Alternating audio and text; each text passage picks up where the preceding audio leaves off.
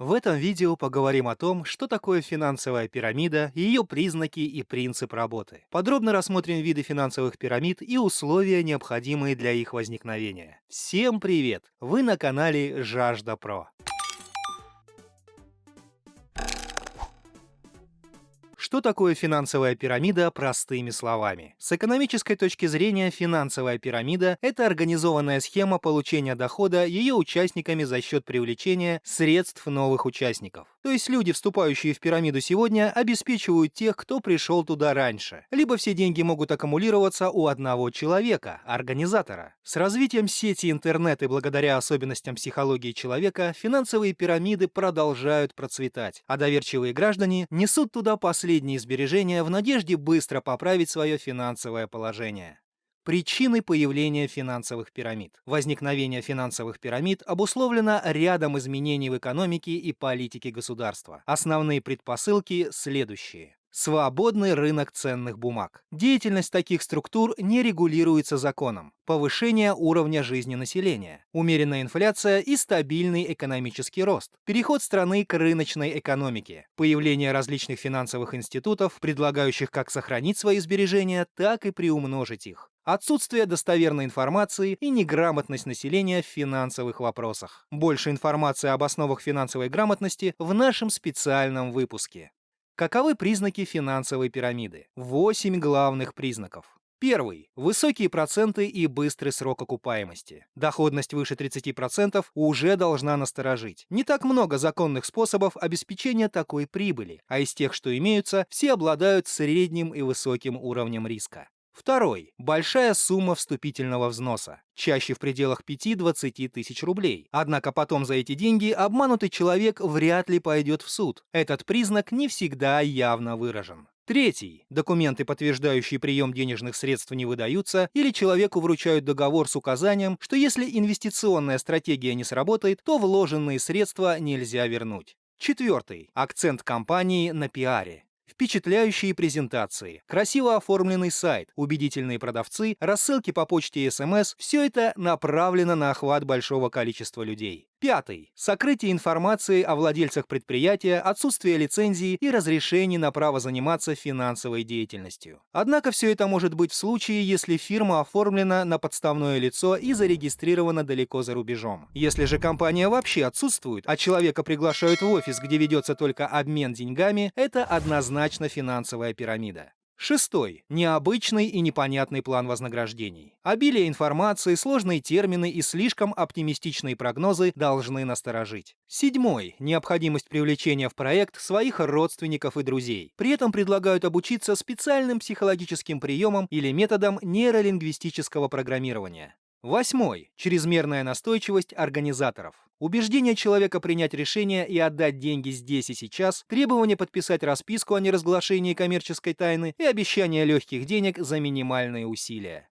Виды финансовых пирамид. Вид первый. Одноуровневые финансовые пирамиды. Их называют схемой Понци, по имени итальянца, впервые организовавшего массовый обман населения таким образом. Принцип финансовых пирамид такого типа прост. Организатор привлекает вкладчиков, обещая высокую прибыль. При этом достаточно внести взнос, новых участников привлекать не обязательно. Первым вкладчикам владелец схемы платит доход из своих средств. После средства новых вкладчиков идут на вознаграждение старым. Когда организатор понимает, что поступающие суммы перестают перекрывать обязательства перед вкладчиками, он исчезает с деньгами. Продолжительность жизни такой пирамиды зависит от ее популярности. Чаще такие схемы живут от 4 месяцев до 2 лет. Порядка 80-90% вкладчиков остаются в убытке. Примеры финансовых пирамид этого вида. Первое – АО МММ Мавроди, инвестиционная компания Мейдофа, айфоновая пирамида, проект Таненбаума по инвестициям в лекарства по борьбе со СПИДом, Властелина. Вид второй. Многоуровневые финансовые пирамиды. Вид финансовых пирамид, в которых каждый новый участник должен привлечь новых вкладчиков, чтобы получать доход. Взносы распределяются между вышестоящими членами финансовой пирамиды. Участники получают доход, пока число уровней растет, а для этого количество вкладчиков должно прирастать в геометрической прогрессии. Обычно дольше года многоуровневая схема существовать не может. Самые яркие примеры – Бинар, МММ 2011 и МММ 2012. По схожему принципу работает и сетевой маркетинг. Вид третий. Матричные финансовые пирамиды. Такие пирамиды представляют собой усложненные многоуровневые структуры. Здесь очень часто присутствует реальный товар, например, драгоценные металлы, чаи для похудения или вымышленные платные программы для обучения начинающих бизнесменов. Схема работы таких компаний примерно следующая. Участник делает взнос и ждет, когда заполнится первый уровень и число вкладчиков достигнет, например, 8 человек. Затем эти 8 вкладчиков переходят на второй уровень. Делятся на две матрицы по 4 человека. Им необходимо привлекать новых вкладчиков, выстраивая свою иерархию. Когда новый первый уровень будет заполнен, матрица снова разделится, и все поднимутся на один уровень вверх. Вознаграждение вкладчик получит только когда достигнет верхушки, пройдя все уровни. При этом непонятно, когда это случится и произойдет ли вообще. Тем не менее, матричные пирамиды действуют дольше прочих. Но не стоит надеяться. Крах обязательно произойдет и с ними. Вид четвертый. Финансовые пирамиды в интернете. Появление сети интернет предоставило новые возможности для создания и развития пирамид. Организаторы могут оставаться анонимными, а отследить денежные потоки здесь сложнее. Интернет-пирамиды весьма многообразны, и самыми популярными среди них являются две группы – хайпы и волшебные кошельки. Попробуем разобраться в особенностях каждой из этих схем. Первое. Хайпы или по-другому хайп-проекты. Хайпы или по-другому хайп-проекты представляют собой инвестиционные проекты, которые обещают высокую доходность. Свои проценты они аргументируют вложениями в акции, пифы, доверительным управлением, но могут и просто умалчивать о своей деятельности. Определенное время хайп успешно функционирует, и часть вкладчиков получает обещанные проценты за счет роста популярности проекта. Но приходит момент, когда объемы денежных выплат начинают превышать объемы денежных поступлений. Хайп закрывается, скамится, и все деньги остаются у организаторов. Вторая. Волшебные кошельки. Суть метода заработка довольно проста. Следует отправить небольшую денежную сумму, чаще всего от 10 до 70 рублей, на несколько кошельков. С этой целью обычно используется система электронных денег Яндекс и WebMoney. После этого следует удалить верхний номер кошелька, вместо него вписав свой, и разместить рекламное сообщение на как можно большем количестве форумов, досок объявления. Следующие вступившие в проект перечислят деньги на кошелек предыдущего, после чего также начнут активно продвигать сообщения.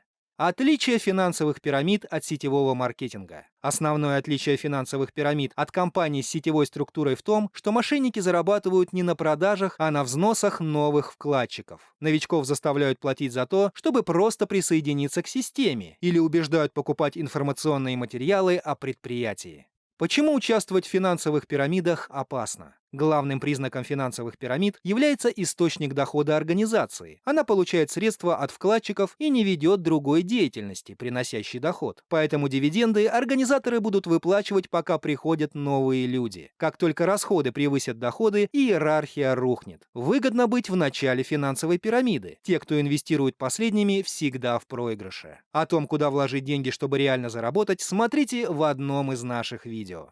Что делать, если вы уже вложились в финансовую пирамиду? Напишите заявление в полицию. Возможно, мошенников поймают и накажут, но деньги вряд ли вернут. В России работает фонд защиты прав вкладчиков и акционеров, через который государство выплачивает компенсации жертвам финансовых пирамид. Такую выплату можно получить только раз в жизни. На этом у нас все. Напоминаем, что вы всегда можете найти больше информации на канале Жажда Про и в описании под каждым видеороликом. Если вам понравилось видео, поддержите лайком и комментом, а также подписывайтесь на наш канал. До новых встреч!